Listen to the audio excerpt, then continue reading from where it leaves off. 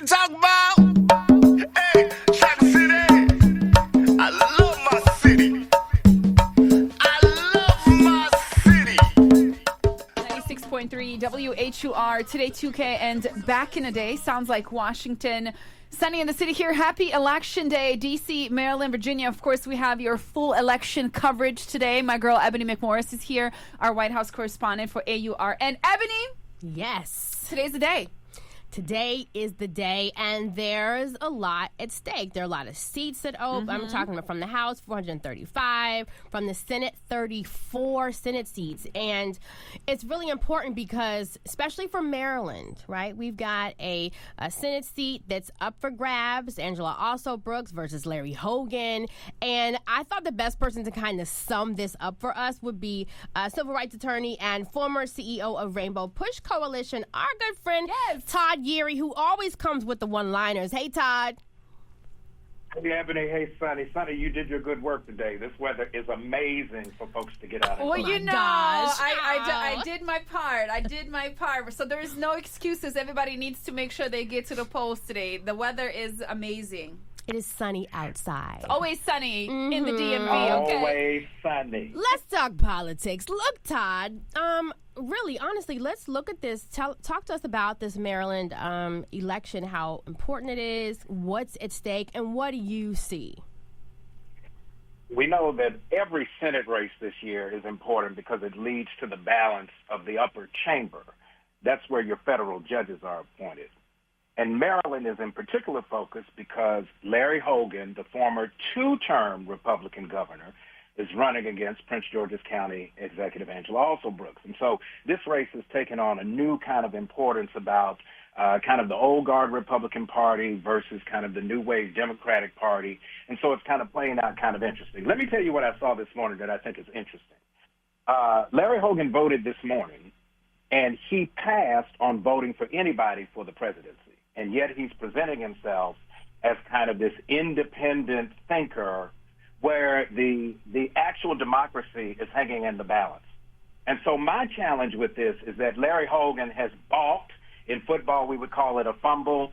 In politics, we call it a cop-out when we have someone so unqualified that he's criticized and he refuses to vote for president. And yet he has the potential to win this race because he won 2 terms as governor, and he's expecting a lot of Democratic crossovers. I don't expect too much of that. It remains to be seen. Turnout's going to drive it. The ground game matters.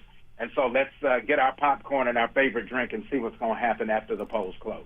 I was literally just about to ask you about the importance, and, we've talked about that here on the show, of voting up and down the ballot, making sure you vote for every single thing that's there, and the fact that he did it. Hey, look, on Election Day, you got to vote for everything that's on the ballot because it affects everything that's not on the ballot. Exactly. And the truth of the matter is that if we don't create an environment where we understand what's on that ballot, we often get played in this game, and the game is really called Monopoly.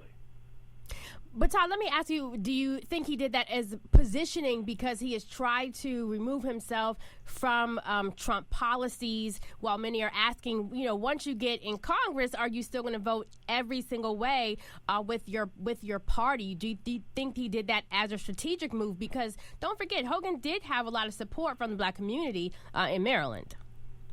Well, he did, but here's the problem when you're trying to appeal to Democrats, you're trying to get the crossover in the age of Donald Trump. If you're going to criticize him but basically remain neutral on whether or not he's fit for office, right, the ballot is a choice. He made a choice to sit out. Will he sit out on important issues that are relevant to the people of Maryland simply because it is not politically feasible in his own eyes? That's how I criticize and critique his behavior today, because basically what he's saying is he's going to be hard to read, and so he's going to be inconsistent, and that brings up the issue of can he be trusted when it finally comes down to issues that matter. And the HBCU issue in Maryland is top on my list of questions for him because he resisted it until the very end and then showed up for the bill signing because the Democratic legislature forced his hand, and he came skinning and grinning like he had something to do with it. Look, Todd, thank you so much, Todd, for coming on. Let me just say this. Hogan might not have voted for president, but I don't need y'all doing that when you go to the polls, Exactly. okay? I need y'all to vote up and down. Todd, thank you so much for being on. Of course, we're going to continue our poll to 2024 election coverage all this the entire day today. So thank you so much for joining us. Always sunny. Oh, I know that's right. Todd. Happy election day. Wait, I just want to ask you, how are you feeling? Just give me one word. How are you feeling right now? Party. Okay. We're over here. We got anxiety, so we're like, okay. Right. Help us out. Help us out. Thank you so much, Todd. Thanks, Sunny. What to talk about? Hey,